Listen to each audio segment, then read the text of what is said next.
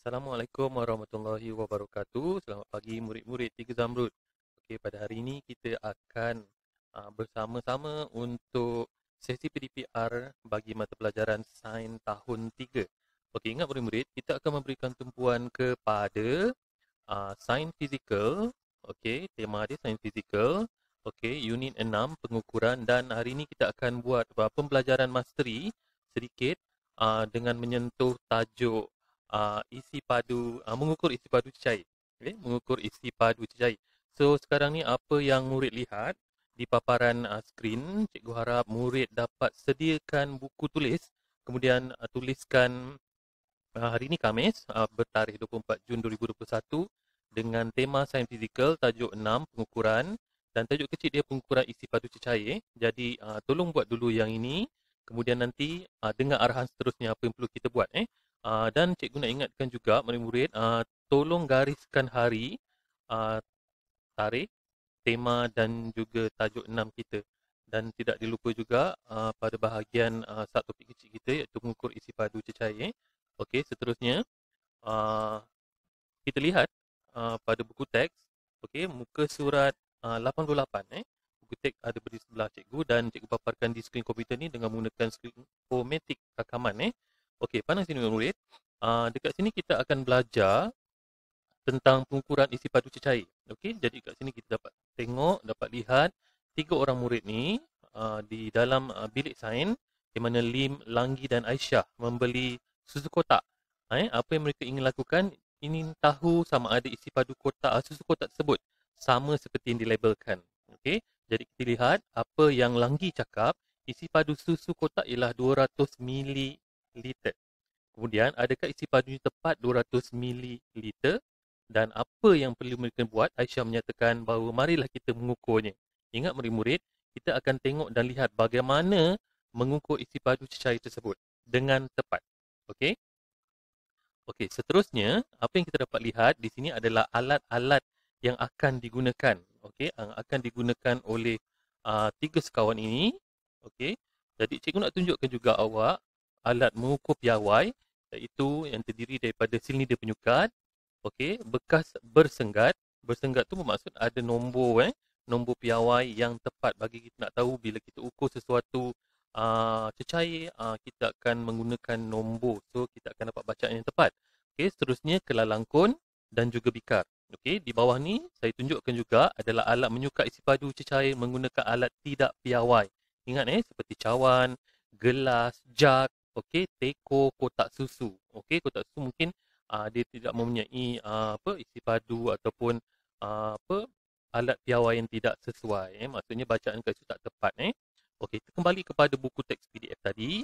Okey, apa tiga sekawan ni cakap? Lim, Langgi dan Aisyah. Dia kata, apakah alat yang sesuai untuk mengukur isi padu cecair? Okey, jadi tadi cikgu dah tunjukkan alat yang sesuai tadi. Murid dah tahu kan? Jangan salah, cikgu tunjukkan sekali lagi. Okey, silinder penyukat, bikas bersenggat, kelalangkun dan juga bikar. Okey. So, isi padu cecair boleh diukur menggunakan silinder penyukat atau bikar. Nampak tak apa yang Aisyah cakap? Guna apa murid-murid? Cuba sebut. Silinder penyukat dan juga bikar. Okey, buku teks ni pada muka surat 88. Okey, seterusnya. Okey, kita lihat Lim dan Langgi dan juga Aisyah melakukan pengukuran isi padu susu di dalam kotak tersebut. Jadi, cikgu nak tunjuk kepada awak kat sini, isi padunya tadi Lim, Langgi dan Aisyah dah tahu kan 210 mililiter. Sebab apa? Macam mana dia boleh tahu? Sebab dia baca label pada kotak tersebut. Okey? Jadi apa yang dia buat? Dia menggunakan apa tadi? Silinder penyukat dan juga bikar. Tapi dalam buku teks, dia memilih silinder penyukat.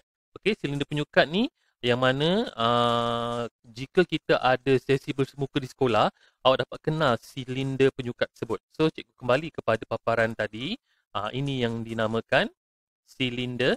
Okey, sekejap. Silinder penyukat. Okey, cikgu bulatkan. Ini adalah silinder penyukat lah. Yang di sebelah cikgu tandakan dengan tanda right ni ialah bikar bersenggat. Ini adalah kelalangkun, berbeza kelalangkun di bawah dia ni membesar begini. Okey, bikar dia begini. Tanpa ada tangkai seperti mana bikar bersenggat. Okey, jadi dekat sini kita tengok.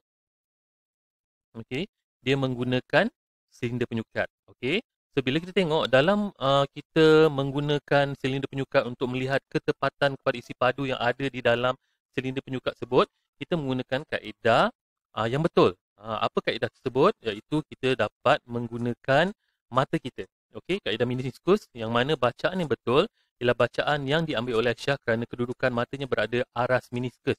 Apa itu aras meniskus? So kita tengok kat sini lah.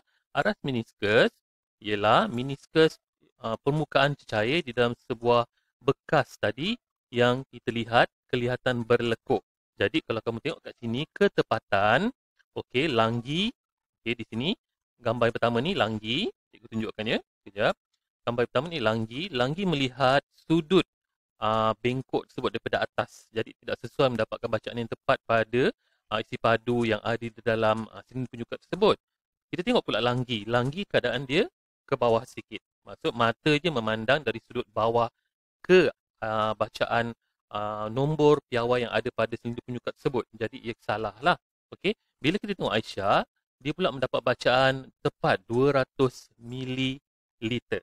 Okey, kenapa bacaan tepat? Sebab cikgu nak beritahu awak dia menggunakan kaedah meniskus iaitu cecair permukaan tersebut yang dilihat kelihatan berkeluk. Okey, so kita akan nampak dengan mata kita ni lurus. Okey, itulah kaedah yang digunakan.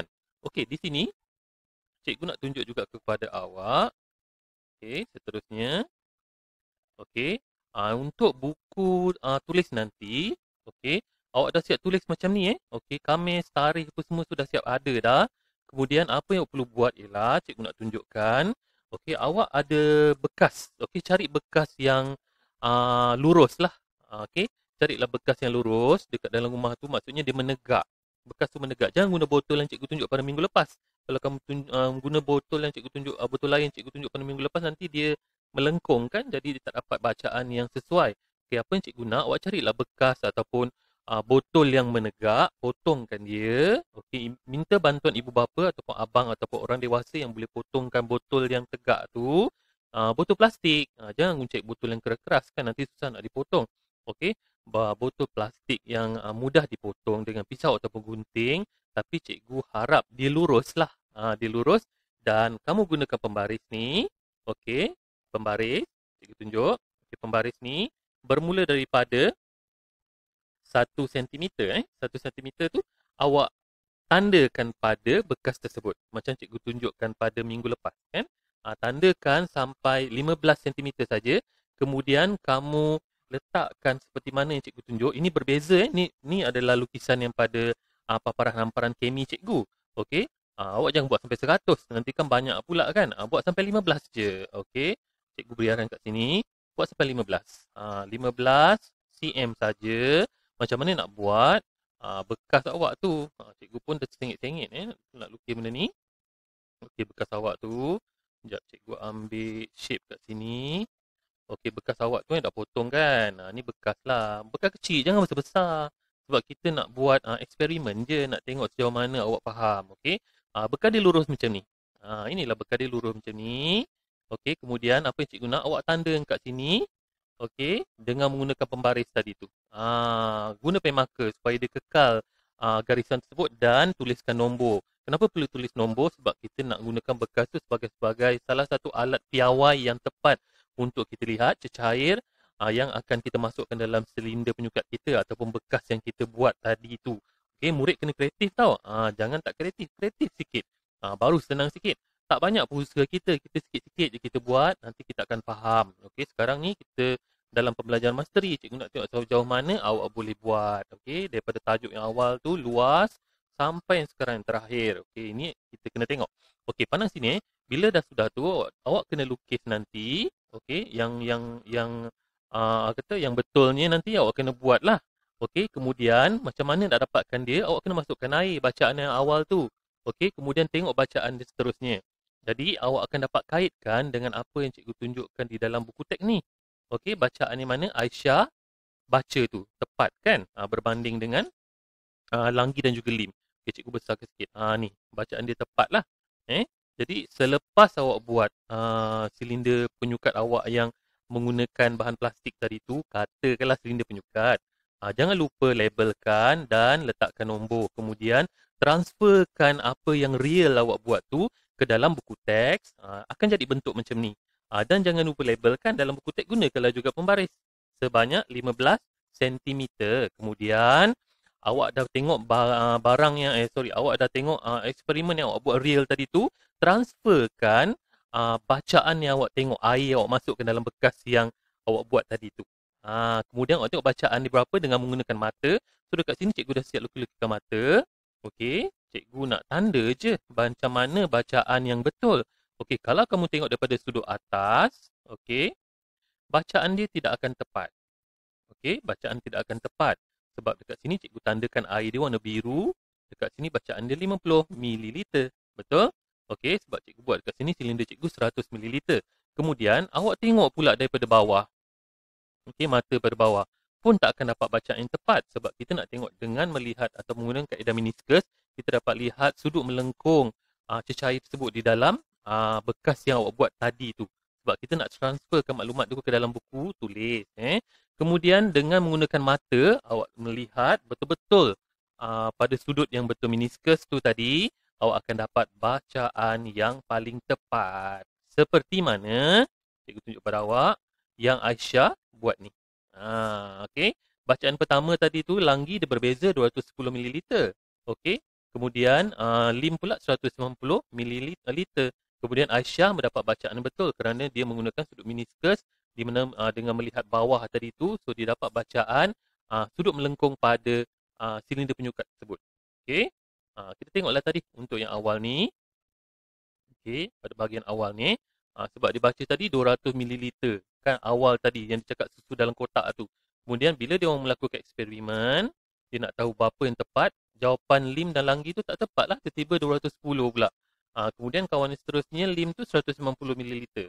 Jadi tak dapat, tapi Aisyah dapat jawapan yang tepat itu 200 ml. So apa yang cikgu nak tengok kat sini, bila awak dah buat eksperimen yang cikgu suruh tadi tu, yang ini, kemudian transferkan maklumat yang awak tengok dengan memasukkan air dalam tadi tu. Air dia tu awak tengok macam mana. Ini kita nak belajar bacaan awal ni. Bacaan awal tu tengok berapa. Ini contoh yang cikgu tengok. Cikgu tunjukkan, minta maaf cikgu tunjukkan kat dalam paparan kemi cikgu ni. Okey, cikgu letakkan air tu pada sudut pada bacaan 50 ml sebab cikgu baca pada bacaan yang tepat. Yang inilah bacaan yang ni tepat.